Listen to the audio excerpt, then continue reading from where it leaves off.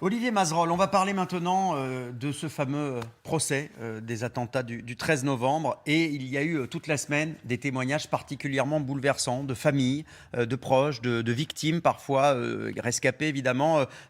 Des moments très émouvants et très surprenants aussi. Vous avez suivi ça de près. Oui, parce que les chroniqueurs judiciaires, nos confrères qui suivent ces audiences, nous disent que la haine est la plupart du temps absente de tous ces témoignages. C'est une des témoins qui explique qu'elle relate à ses enfants les histoires des héros qu'elle entend dans les audiences. Et ce frère qui sauve sa sœur en la plaquant sur le sol sous la mitraille. C'est un autre qui reste près de son amie agonisante plutôt que de fuir.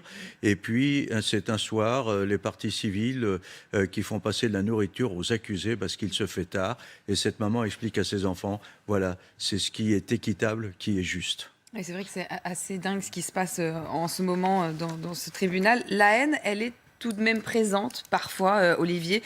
Elle est revendiquée et on peut l'entendre par ce père de famille dont la fille a été tuée par les balles de ces tueurs. Il n'hésite pas à dire « j'ai de la haine pour ces monstres » en les montrant du doigt. Oui, et pour autant, il redevient tout simplement un père désemparé quand il révèle qu'aujourd'hui encore, il paye l'abonnement téléphonique de sa fille pour pouvoir entendre sa voix sur le répondeur. Une maman rapporte que sa fille lui demande tout simplement « Mais pourquoi le méchant a tué mon papa ?» Et puis, c'est un autre père qui raconte aussi le calvaire de son fils survivant.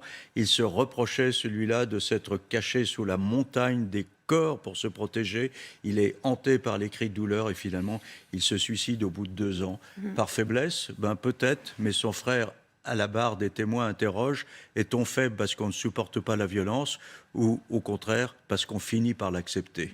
C'est vrai que ces témoignages sont terribles. On vous conseille d'ailleurs de suivre un certain nombre de journalistes sur les réseaux sociaux, sur Aurélie Twitter. Sarraud d'LCI d'ailleurs, Voilà, qui suit et qui live tweet tous les jours. et qui racontent ces témoignages qui sont vraiment poignants et bouleversants. En tout cas, ce qui est sûr, c'est que ça nous amène à une autre interrogation, bien sûr, tous ces témoignages. C'est de se dire, finalement, est-ce qu'il y a eu, avec tout ça, à la faveur de tout ce qui s'est passé, une prise de conscience de la part des intellectuels, des politiques, de la question de ce problème de la violence islamiste? Et ça nous ramène à la question posée par ce frère.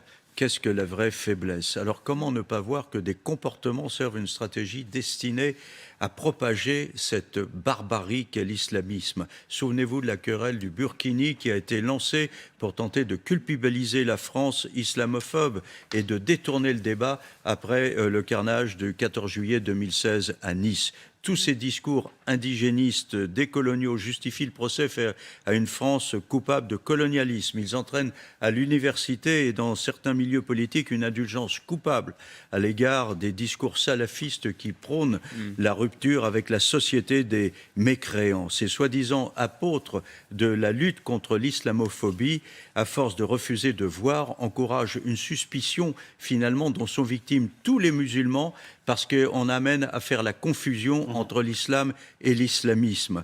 Et vous savez, ils prétendent défendre les libertés individuelles, le port du foulard ou autre, alors qu'en réalité, ce sont des portes ouvertes sur une prison qui enferme les musulmans qui voudraient bien ne pas être livrés à ce combat parce qu'ils voudraient tout simplement vivre en paix. Eh bien, les témoignages entendus à ce procès sur les attentats du 13 novembre montrent que la lutte contre cette barbarie doit être livrée à la racine contre tous les comportements et tous les discours qui servent encore cette idéologie mortifère. Merci Olivier de le rappeler, notamment ce jour où on commémore aussi il y a 1 an cet attentat à Nice, dans cette église qui avait fait aussi 3 morts. Merci beaucoup.